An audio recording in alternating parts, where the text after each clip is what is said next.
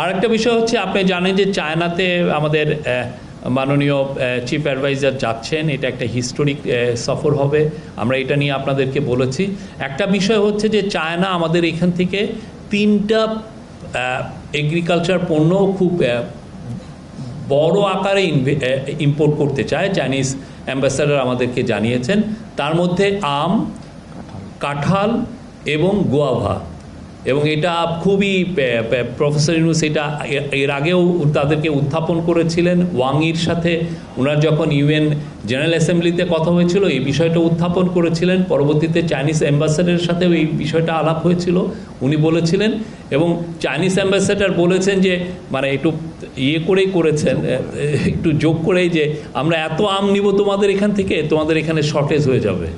হ্যাঁ, তো সেই জন্য আমরা আশা করছি যে চায়নায় আমাদের একটা নতুন এক্সপোর্টের নতুন দিগন্ত উন্মোচিত হবে। তারা বাংলাদেশের আমকে চাইনিজরা পছন্দ করছেন, এবং এই বিষয়ে চায়নায় আপনি খুব দ্রুত আপনারা দেখবেন, এবং এই সফরের মাধ্যমে এটা আরও আমাদের ওপেন আপ হবে এই মার্কেটটা। এবং তারা চাইনিজরা খুব কাঁঠাল পছন্দ করেন, কাঁঠালটাও খুব বৃহৎ আকারে আমরা এক্সপোর্ট করতে পারবো। আর আমের ক্ষেত্রে যেটা হচ্ছে যে এটার স্যানিটারি, ফাইটোস্যানিটারি অনেকগুলো যেগুলো স্ট্যান্ডার্ড মেনটেন করার জন্য ফাও আমাদেরকে $4 মিলিয়ন দিচ্ছে।